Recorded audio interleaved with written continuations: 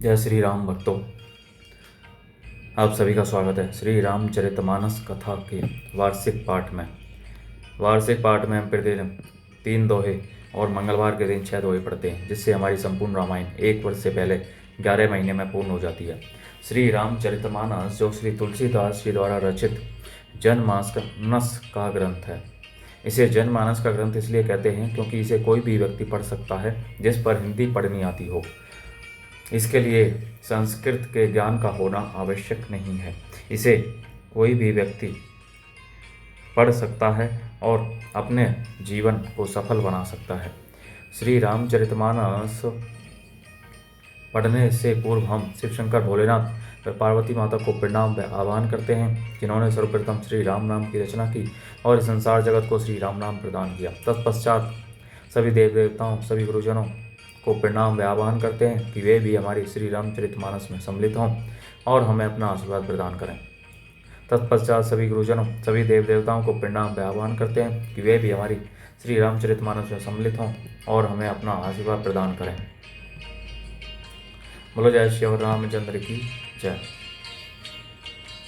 तो शुरू करते हैं आज की कथा। सो नर क्यों दस कंद बाली बद्यो जे ही एक सर बीसे हूँ लोचन अंध दिग तब जन्म को जाति जड़ मंगल भवनी मंगल हारी द्रवौ सदसरते अजरी विहारी। अरे 10 कंद, जिसने एक ही बाण से बाली को मार डाला वह मनुष्य कैसे है? अरे कुजाति, अरे जड़, 20 आंखें होने पर भी तू अंधा है, तेरे जन्म को धिक्कार है। तब सो नित की प्यास त्रिसित राम सायक निकर तजऊँ तो ही ते ही त्रास कटु जलपक निशीचर अधम मंगल भवनी मंगल हारी द्रवौ दशरथ अजर विहारी। श्री राम जी के बाण समूह तेरे रक्त के प्यास से प्यासे हैं, वे प्यासे ही रह जाएंगे। डर से अरे कड़वी बकवाद करने वाले नीच राक्षस, मैं तुझे छोड़ता हूँ। मैं तब दसन तोरी बेलायक आई सुमोही ने दीने रघुनायक असीर से होती 10 मुख तोरऊँ लंका गई समुद्र महे बोरऊँ। मैं तेरे दांत तोड़ने में समर्थ हूँ, पर क्या करूँ? श्री रघुनाथ जी मुझे आज्ञा नहीं दी। ऐसा क्रोध आता है कि तेरे 10 मुंह तोड़ डालूं और तेरी लंका को पकड़कर समुद्र में डुबा दूं। गोल रे फल समान तब लंका बसहु मध्य तुम्हें जंतु असंका मैं बानर फल खाते ने बारा आये सुदीने ने राम उदारा। तेरी लंका गूलर के फल के समान है, तुम सब कीड़े उसके भीतर अज्ञानवश निडर होकर बस रहे हो। मैं बंदर हूँ, मुझे इस फल को खाते क्या देर थी, पर उदार कृपालु श्री रामचंद्र जी ने वैसी आज्ञा नहीं दी। जुगति सुनते रावण मुस्काई मूढ़ सीखी कहें बहुत जुटाई। बाली ने कब हूँ गाल अस मारा मिली तब सिन्ह तय भय शीलवर। अंगद की युक्ति सुनकर रावण मुस्कुराया और बोला, अरे मूर्ख, बहुत झूठ बोलना तूने कहाँ सीखा? बाली ने तो कभी ऐसा गाल नहीं मारा। जान पड़ता है कि तू तपस्वियों से मिलकर लवार हो गया है। सांचे हूँ मैं लवार भुज बिहा जाऊँ ने उपारी हूँ तब 10 जीहा समुझी राम प्रताप कपि कोपा सभा माजपन करी पद रोपा। अंगद ने कहा, अरे 20 भुजा वाले, यदि तेरी 10 जीवें मैंने नहीं उखाड़ ली तो सचमुच मैं लवार ही हूँ। श्री रामचंद्र जी ने के प्रताप को समझकर सिमरन करके अंगद क्रोधित हो उठे और उन्हें रावण की सभा में प्रण करके दृढ़ता के साथ मैंने रोक दिया। जो मम चरण सकसी सठ टारी फिर ही रामू सीता में हारी। सोने हूँ सुभट सब कह 10 सीसा पद गही धरनी पछारहु कीशा। और कहा, अरे मूर्ख, यदि तू मेरा चरण हटा सके तो श्री रामचंद्र जी लौट जाएंगे। मैं सीता जी को हार गया। रावण ने कहा, हे सब वीरों सुनो, पैर पकड़ कर बंदर को पृथ्वी पर पछाड़ दो। इंद्रजीत आदिक बलवाना हरिषि उठे जहीं तहीं भटे नाना। झपटे ही करी बल विपुल उपाई पद निठरई बैठे ही सिरुनाई। इंद्रजीत, मेघनाद आदि अनेकों बलवान योद्धा जहाँ तहाँ से हर्षित होकर उठे। वे पूरे बल से बहुत से उपाय करके झपटते हैं, पर पैर टलता नहीं। तब सिर नीचा करके फिर अपने अपने स्थान पर जा बैठ जाते हैं। पुनि उठी झपटे ही सूर्य आराती, टरई न की से चरण एही भांति। पुरुष कूचोगी जिमी उर्गारी, मोह बिटप नहीं सके ही उपारी। काकभूषुंडी जी कहते हैं, वे देवताओं के शत्रु राक्षस फिर उठकर झपटते हैं, परंतु हे सर्पों के शत्रु गरुड़ जी, अंगद का चरण उनसे वैसे ही नहीं टलता जैसे कोई योगी विषयी पुरुष मोह रूपी वृक्ष को नहीं उखाड़ सकते। कोटिन मेघनाद सम सुबट उठे हरे साई, झपटे ही टरई ने कपि चरण पुनि, बैठे ही सिर नाई। मंगल भवनीय मंगलहारी, द्रवौ सदशरथ अजर बिहारी। करोड़ों वीर योद्धा जो बल में मेघनाथ के समान थे, हर्षित होकर उठे। वे बार बार झपटते हैं, पर वानर का चरण नहीं उठता। तब लज्जा के मारे सिर नवाकर बैठ जाते हैं। भूमि ने छाणत कपि चरण, देखत रिपु मद भाग। कोटि विघ्न ते संत कर, मन जिमी नीति ने त्याग। मंगल भवनीय मंगलहारी, द्रवौ सदशरथ अजर बिहारी। जैसे करोड़ों विघ्न आने पर भी संत का मन नीति को नहीं छोड़ता, वैसे ही वानर अंगद का चरण पृथ्वी को नहीं छोड़ता। यह देखकर शत्रु रावण का मत दूर हो गया। कपि बल देखी सकल ही हारे, उठा वो कपि के बरे चारे। गहत चरण कहे बाली कुमारा, मम पद गए न तोरे उबारा। अंगद का बल देखकर सब हृदय में हार गए। तब अंगद के ललकारने पर रावण स्वयं उठा। जब वह अंगद का चरण पकड़ने लगा, तब बाली कुमार अंगद ने कहा, मेरा चरण पकड़ने से तेरा बचाव नहीं होगा। गहे सी ने राम चरण सठ जाई, सुनत फेरा मन अति सकुचाई। भयउ तेज हत सिरी सब गई, मध्य दिवस जिमी शशि सोहई। अरे मूर्ख, तू जाकर श्री राम जी के चरण क्यों नहीं पकड़ता। यह सुनकर वह मन में बहुत ही समझाकर लौट गया। उसकी सारी श्री जाति रही। वह ऐसा तेजीन हो गया जैसे मध्याह्न में चंद्रमा दिखाई देता है। सिंहासन बैठे उस रेनाई, मानहूँ संपत्ति सकल गवाई। जगत आत्मा प्राणपति रामा, रामा तासु बेमुख के मिल है विश्राम। वह सिर नीचा करके सिंहासन पर जा बैठा, मानो सारी संपत्ति गंवा कर बैठा हो। श्री रामचंद्र जी जगत भर के आत्मा और प्राणों के स्वामी हैं। उनसे विमुख रहने वाला शांति कैसे पा सकता है।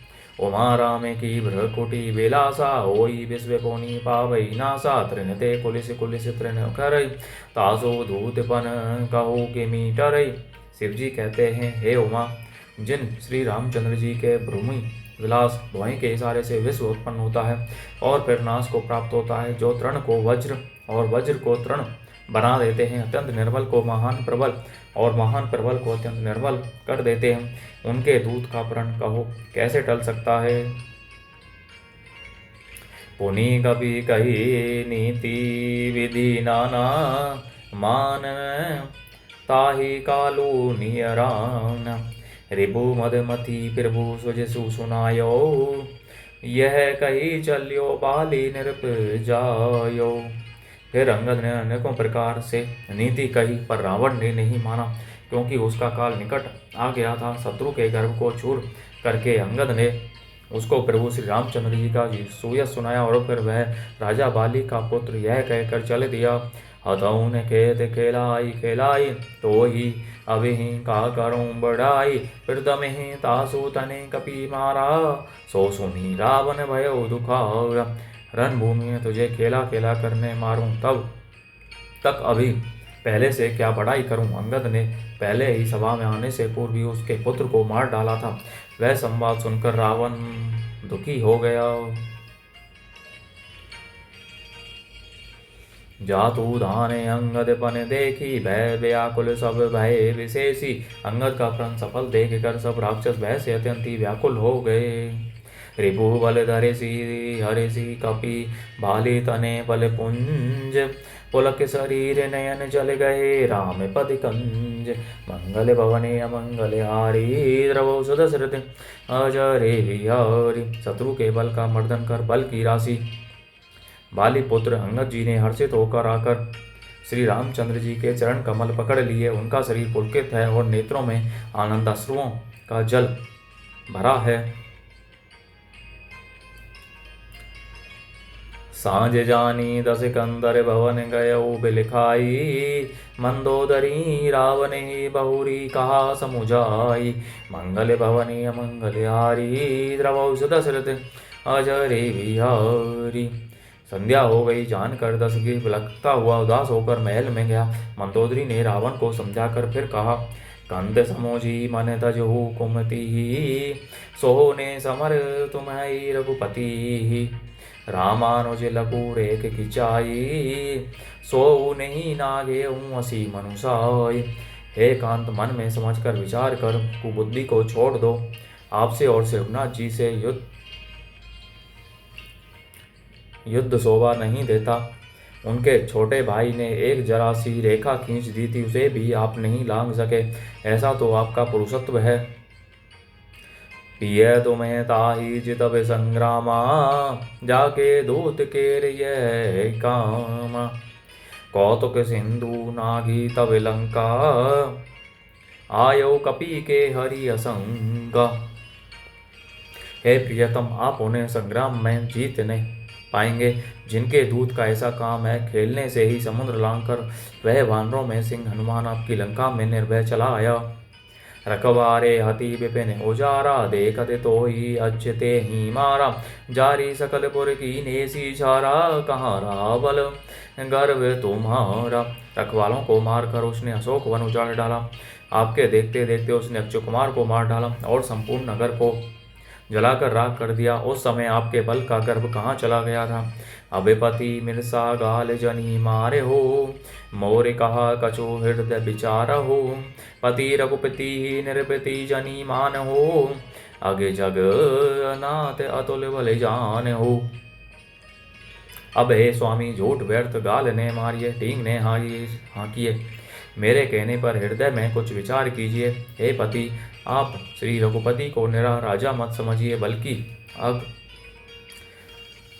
जगन्नाथ चराचर के स्वामी और अतुलनीय बलवान जानिए। वान प्रताप जाने मारीचा, तासु कहा नहीं माने ही नीचा। जनक सभा अगणित भूपाला रहे, तुम्हाऊ बल अतुल विशाल। श्री राम जी के बाण का प्रताप तो नीच मारीच भी जानता था, परंतु आपने उसका कहना भी नहीं माना। जनक की सभा में अगणित राजागण थे, वहां विशाल और अतुलनीय बलवान आप भी थे। भंजी धनुष जाने की बियाही, तब संग्राम जिते हो के नेताई। सुरपति सुत जाने बल थोरा, राखा जिहत आँखी कही फोरा। वहाँ शिव जी का धनुष तोड़कर श्री राम जी ने जानकी को ब्याहा, तब आपने उनको संग्राम में क्यों नहीं जीता। इंद्रपुत्र जयंत उनके बल को कुछ कुछ जानता है। श्री राम जी ने पकड़कर केवल उसकी एक आँख ही फोड़ दी और उसे जीवित ही छोड़ दिया। सूपनिका के गति तुम्हें देखी, तदपि हृदय नहीं लाज विशेषी। शूर्पणखा की दशा तो आपने देख ही ली, तो भी आपके हृदय में उनसे लड़ने की बात सोचते विशेष कुछ भी लज्जा नहीं आती। बधी विराध कर दूषण ही लीला, हत्यो कबंद बाली एक सरे मारियो, ते ही जाने हूँ दसिकंद। मंगल भवनीय मंगलहारी, द्रवौ सुदशरथ अजरे बिहारी। जिन्होंने विराध और खरदूषण को मार कर लीला से ही कबंद को भी मार डाला, और जिन्होंने बाली को एक ही बाण से मार दिया, हे दशकंद, आप उन्हें उनके महत्व को समझिए। बोलो जय श्री रामचंद्र की जय। इस प्रकार भक्तजनों, आज की कथा का विराम यहीं पर होता है। बोलो जय श्री रामचंद्र की जय। शिव शंकर भोलेनाथ जय, पार्वती माता की जय, सभी देव देवताओं सभी गुरुजनों की जय।